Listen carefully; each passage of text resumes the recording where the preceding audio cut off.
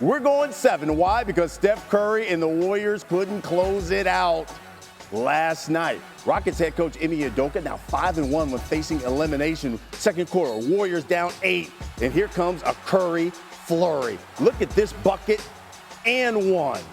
Warriors were trailing by 5 after Steph made the free throw. 2 minutes to play. Warriors trailing by 3. Curry for 3. We're tied up. He went on his own 11-0 run, finished with 29 points. He was 9 of 23, though, from the field. Rockets up 5. Amen Thompson knocks down that jumper. Draymond back the other way, finds Jimmy Butler. Jimmy Butler! Come on, foul! Yes! Come on! How about this? That's how you end the first half. Warriors were down 5 going into the half. That's playoff Jimmy right there. Okay, let's get to the fourth quarter now. Rockets up 2, and the Warriors cannot stop this guy, Fred VanVleet. Oh, my. The 3 and the foul. He had 6 threes in this game, Scoob. He's made 18 threes over the last 3 games. Rockets were up 6. And then Alperen Şengün. He's a strong big man. Big boy ball. He had 21 and 14. Thompson gets the lay-in. Hey, the Rockets just dominated the fourth quarter. They were up 8 at this point. Now under 7 minutes to play. Şengün misses. Butler grabs it, turns it over. Then Şengün, then who else? Freddie VanVleet. Of course. Count them threes. Yo, they were rolling. Now up 15. Green to Butler. You know, the Warriors missed 13 straight shots at one point in the fourth quarter, and the Rockets made them pay. It's not good. How about this? Steven Adams, ball game. He showed up. He showed up big time. Rockets win this 115-107. They force a game 7. Hey, Steph Curry, talk to us about the loss. There were momentum plays that you want to have back, like 50-50 balls that we didn't get, offensive rebounds that we let them have, you know, just breakdowns where they're getting open looks. There were times we would make a run, we couldn't get over the hump, and now you understand there was pressure to win on your home floor. They're playing great. Like, you got to give them credit. It's not like we're just laying an egg and rolling over. We're fighting. We're trying to compete. There's just, in the margins, some things that we can do better and control what we can control. And I think we can do that in Game 7. Now, Scooby, the Warriors have been solid in Game 7s, especially with Steve Kerr as their head coach. Steve Kerr 3-1 in Game 7s with the lone loss, of course, coming in that 2016 NBA Finals. Thank you, LeBron James. And with the win, he would tie the second best win percentage among coaches with at least 5 Game 7 appearances. Ooh, gentlemen, we have the 2 best words in sports. We got a Game 7, and these 4 gentlemen behind us, they have plenty of Game 7 experience. So what is going to be the difference maker in this one? To me, it's going to be James Harden. He shows up and balls out the way he did Thursday night in Game 6. The Clippers are going to the next round. He doesn't, they're going home. This is a legacy game for James Harden. We've talked too many times about how prolific he is, how great he has been. He's former league MVP, scoring champion multiple times. The brother is special. But as special as he is, there have been too many times in moments like this, in the postseason, versus San Antonio, versus Golden State, versus Boston when he was in Philadelphia, where he got accused of not showing up and nobody disagreed with one another about that. He can't let that happen Saturday against the Denver Nuggets. This is his game to take. It's in his hands. He has to embrace it like that, remind everybody who the hell he is, and handle his business and close this deal. Otherwise, the Clippers are going home. Malika, no surprise, we're looking at a Game 7. The tightest series, maybe the most compelling series of the first round. Aaron Gordon's alley-oop dunk, the milliseconds. It could come down to that. It could come down to that moment to decide the outcome of this game. Stephen A. makes a great point. As great as James Harden is as a player and will be a Hall of Famer, why doesn't he show up in these games? Because he's too good a player to not. Because we know what Jokic is going to do. I think we know what Murray's going to do, and Murray's a champion. Don't forget, there's some champions on Denver's side. Kawhi Leonard's a champion. I think I know what he's going to do. But I think what Stephen had said is the thing to watch. That's the big thing. The smaller thing is Nicholas Batum going into that starting lineup because he was very, very good in the game 6. Oh, it wasn't a small thing. It was a huge thing. And that goes to Ty Lue and how great of a coach he is. Something we was asking J.J. Redick to do is make an adjustment. right? Why you have to throw Redick Because in I wanted to. It's a learning, it's a teaching moment for him. Okay. And when I think about this series, I had it going 7, and I got the Clippers winning. 1, because I trust Kawhi Leonard Jordan, right, to be the closer. 2, I haven't seen a team and an individual like the Clippers and Zubac defend Jokic the way they defended him this series.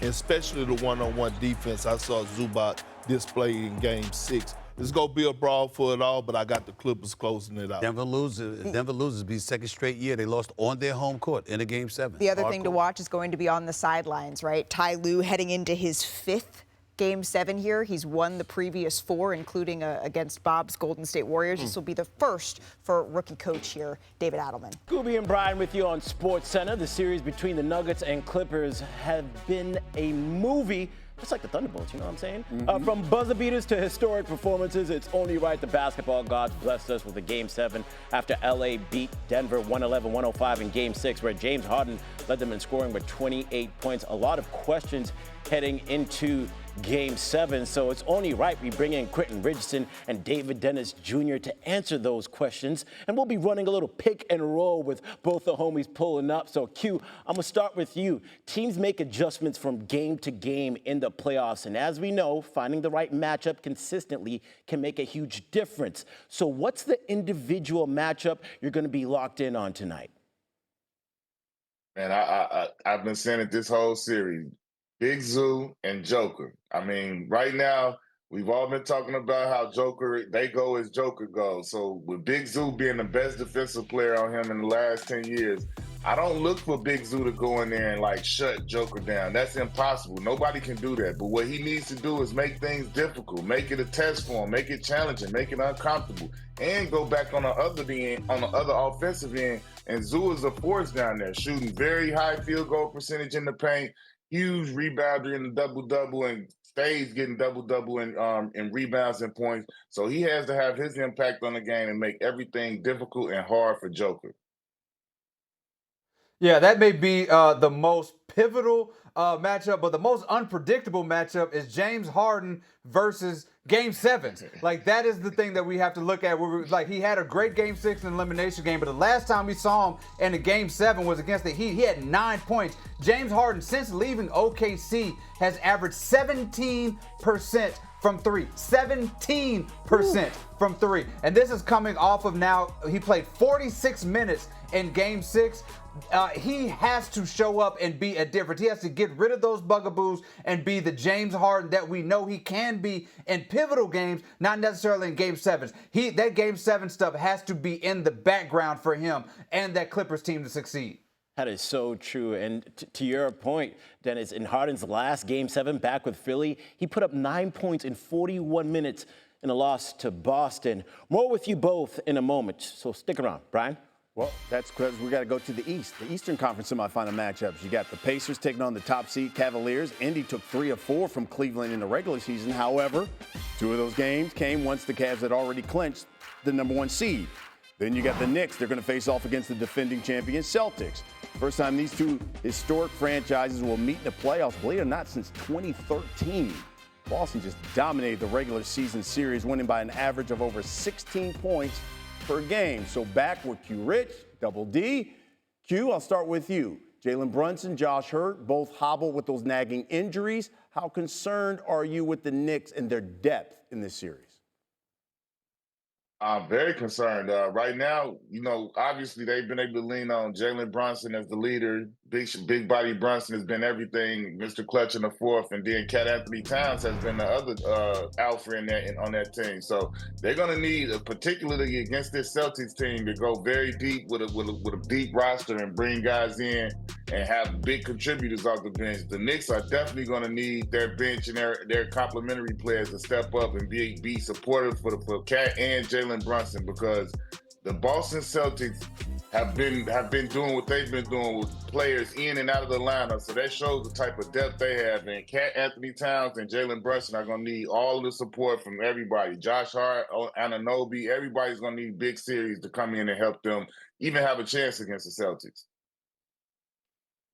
Yeah, I'm worried about their depth, their width, their height. I'm worried about every single dimension I possibly can for this Knicks team playing against the Celtics. This matchup is brought to you by the letter M for miracle, because it's going to take a miracle for this Knicks team to beat the Celtics. But also, the other M is mismatches. This Boston Celtics team knows how to single out those mismatches defensively. They're going to be aiming for Karl Anthony Towns off of those screens. They're going to be targeting Jalen Brunson. That's what the Celtics do. When they find somebody they want to go at, they do it relentlessly. And unlike Detroit, they can put 5 scorers on the floor. You cannot leave anybody open. And also, unlike Detroit, that Boston Celtics team will not fold in that fourth quarter. The bright lights of MSG will not get to them. The Knicks will have to keep this close for those first 3 quarters and hope that Jalen Brunson can be clutch Jalen Brunson and pull out a few of these games. But this looks like it may be a short series, and the Knicks may be in big trouble against the Celtics team. I know Knicks fans are listening to you, David, right now saying, so you're saying there's a chance. Q, let's talk about They already gave me a hard time. They already gave me a hard time for saying Cade was going to be the best player in the series. Yeah. I was dead wrong. The Knicks have been on my tail for the last week. Oh, man, I know they letting you hear that. Absolutely. I know they letting you hear that. Oh, man. Q, let's talk about the other. I had to mute my social media for a little bit. I love it. Q, let's talk about the other Eastern matchup. You got Cleveland and Indiana. It starts tomorrow. Look, Cavs, obviously the heavy favorites to win this series. But if the Pacers are going to keep this one interesting, what do you think they have to do? Tyrese Halliburton has to be a superstar. They have to keep the pace up as they're a high tempo team, and they need their supporting cast. They need Miles Turner. All of the some supplemental guys need to step up and play very big, because this Cleveland team right now is hitting on all cylinders, looking like they're gonna be hard to put out. Yeah, I'm with you exactly about pushing that tempo, because when you get in that half court, that Pacers half court defense has been a middling half court defense for most of this season, and that Cavs half court offense is one of the best half court offenses we've ever seen from an efficiency standpoint. So once you get a slow game where you're getting those half court sets, they're going to carve up that Pacers defense. Pacers have to keep the Cavs off balance. They have to figure out a way to push that pace. Q, I'm with you 100% on that. By the way, ESPN Bet has the Cavaliers at -500 to win this series. Double D, Q, thank you. Wanna try to boast at what I look like. Think I'm gonna try to wear, pull up long range. Jimmy with the heat, I'm on fire. It's NBA, I'm a